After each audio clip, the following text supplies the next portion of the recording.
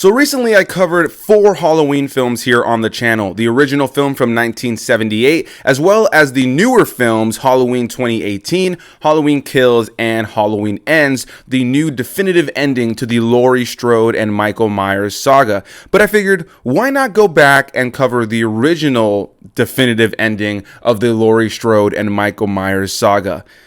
Let's get into this.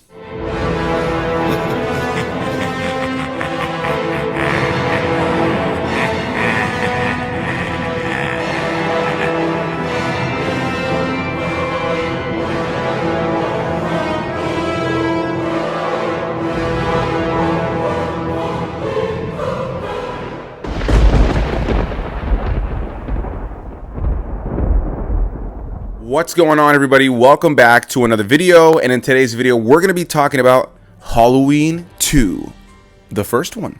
This time around, John Carpenter has left the director's chair, leaving that duty to Rick Rosenthal, and instead decided to just do the musical composition alongside Alan Howarth, as well as producing and writing this film. Once again, you have a returning cast of people like Jamie Lee Curtis, Donald Pleasence, Charles Cypher, and you also have Dick Warlock in this film, along many others. So before we get into my thoughts on this movie, I do want to say that growing up, man, this was one of those movies I watched endlessly. I've talked about it here in so many videos in regards to horror specifically, and a lot of the big classics, especially the slasher films, that as a kid, I loved Halloween, and I loved watching the various horror haunting marathons that they would have on TV, especially AMC's like Monster Fest or whatever they had when I was a kid. And yeah, I used to sit around and watch, the Friday the 13th films, the Nightmare on Elm Street films, the Chucky films, the Scream films, the Amityville horror films, The Exorcist, whatever the case may be. There were so many horror films on TV when I was a kid that would just play over and over and over again,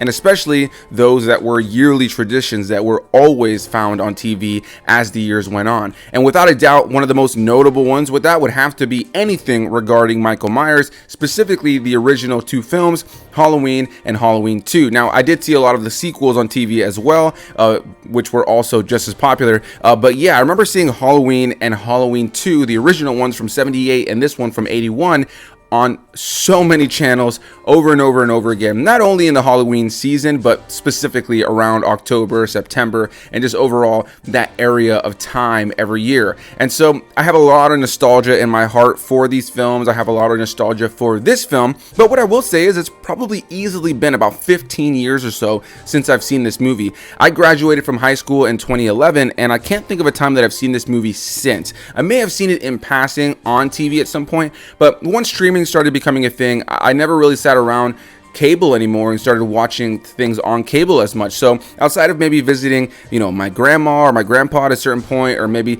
catching something that my mom was watching at a certain point, I never really sat around in the last like 10 years, even a little bit more so, and just watch stuff on cable. So because of that, I hadn't really been doing my traditional yearly, sitting around just watching horror movies that are, cut for TV and that have commercials in the mix and all that jazz. I've been, just watching horror films on my own every year and watching more horror films that I haven't seen, whether they be new films or classics or older films that I never got around to. And now with the YouTube channel, I feel like I'm so precise with what I'm watching. I pretty much have a plan of what I'm watching day to day or within a weekly basis for the most part, that I don't really find myself ever really even scrolling through streaming services, just trying to figure out something to watch, or in the case of what I was just talking about, sitting around cable TV and just watching whatever the hell was on. But I wanted to mention all of that because I have a very special place in my heart when it comes to Halloween 2. This is a film that I saw so many times as a kid, and when it comes to some of the imagery and the posters that have come from this, and just the overall legacy of the franchise,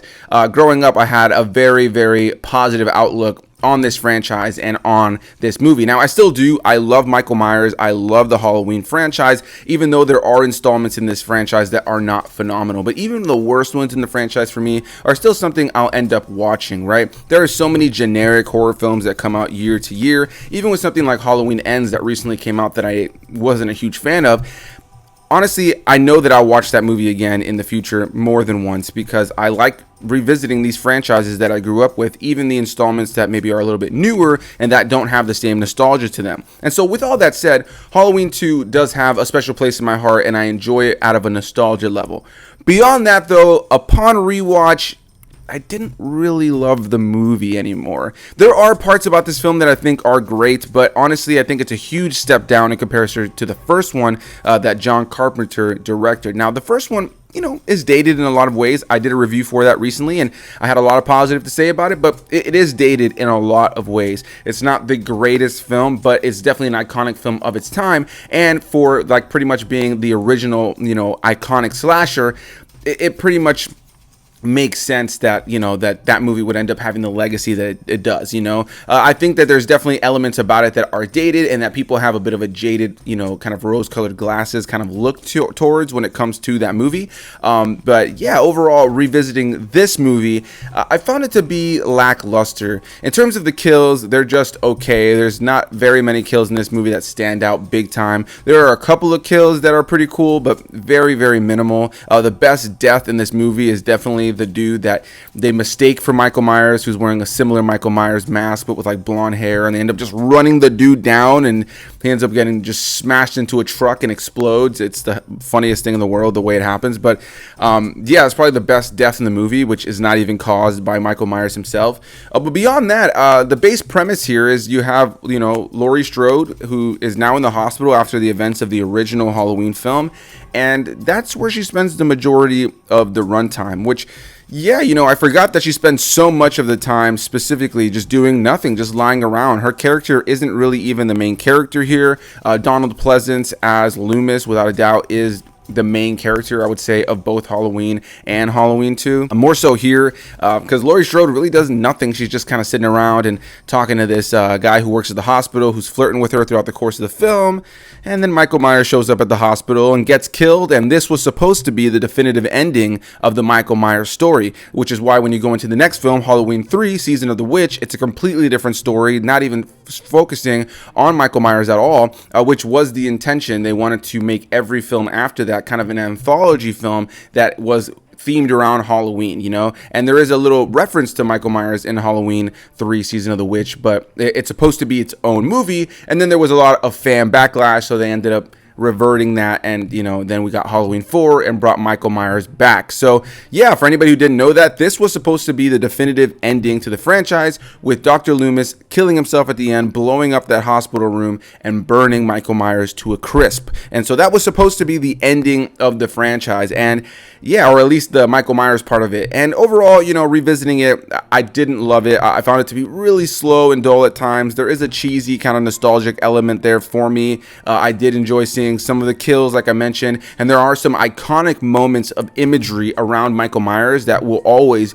be in my heart and in my mind as a fan of this franchise. There are moments in this film of Michael Myers and how he looks, and certain camera angles and certain shots of him, a moment where he's standing behind Laurie Strode and the lighting kind of just slightly dims onto him. There are so many moments in this film that really, for me, are iconic Michael Myers moments in terms of imagery, especially if you looked at any of the posters or artwork that came out of this film. The great shot of Michael Myers with the blood coming out of the eyes of his mask. There are a lot of moments in this film when it comes to Michael Myers himself that are really, really well done, that he has a menacing premise, where he has a menacing presence, and he's overall just an interesting and entertaining character to watch, which I think is where this film strives in its most, you know. Beyond that, yeah, Loomis is the one that really drives this story, but I just feel like this is, just like I said, a huge step down from the first one. The story isn't really all there. There isn't really much of a plot other than what we saw from the last Halloween. Loomis is looking for Michael Myers. He's still on the loose. Laurie Strode now is in a hospital and doing absolutely nothing for the whole film, which they recently did with Halloween Kills as well, for that second installment, which I would say is just a poor choice in both films, to be honest. And yeah, Michael Myers ends up dying at the end thanks to Dr. Loomis, and that's pretty much the movie. There's not really a plot or a real premise to follow. There's really not a lot of characters. There's no character development or growth here. This is a bare bones Michael Myers film that honestly for me is definitely a weaker one now going back and revisiting it. You know, like I mentioned before, and I wanted to preface everything with the fact that I do have nostalgia for this film. I still enjoy it deep down. It's a movie that I have a lot of memories of sitting around with my family watching while we were waiting for trick-or-treaters, or just got back from trick-or-treating ourselves, and maybe we're just sitting around eating candy. So there is a special place in my heart, and I will likely watch this film again in the future many more times.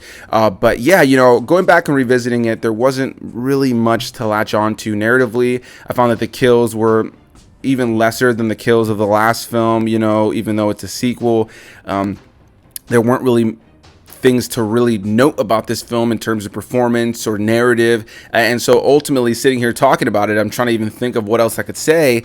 Halloween 2 is just a movie with moments for me that really work. It's a movie about moments. It's not a movie that really has a lot to really cling on to. And it also has that randomly shoehorned in reveal that Laurie Strode is actually Michael Myers' sister. And so I honestly, this might be a hot take, I honestly think that Rob Zombie handled that reveal of her being Michael Myers' sister a lot better in his remake. I think his second remake is horrible and maybe a little bit worse than this one, even though it's got way better kills and it's got better cinematography and some better performances at times. But I think his Halloween 2 is really, really bad. But I really like Rob Zombie's first movie, just Halloween, the second movie called Halloween in the franchise that isn't tied to the latest Halloween that is a sequel to the original Halloween. Overly confusing for absolutely no reason, but that original Rob Zombie Halloween, I think, tackles the fact that Laurie is Michael's sister a lot better, and I feel like here it just feels like a shoehorned in thing that wasn't really established in the last film, so him going after Laurie for that reason, for me, has always seemed a little bit strange.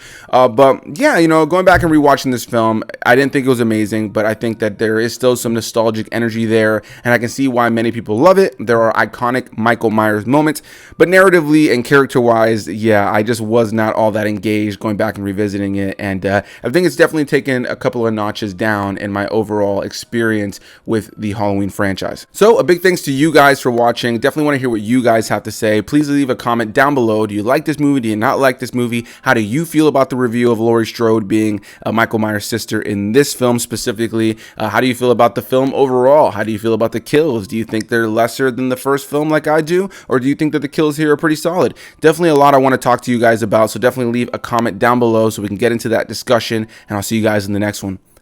Bye-bye.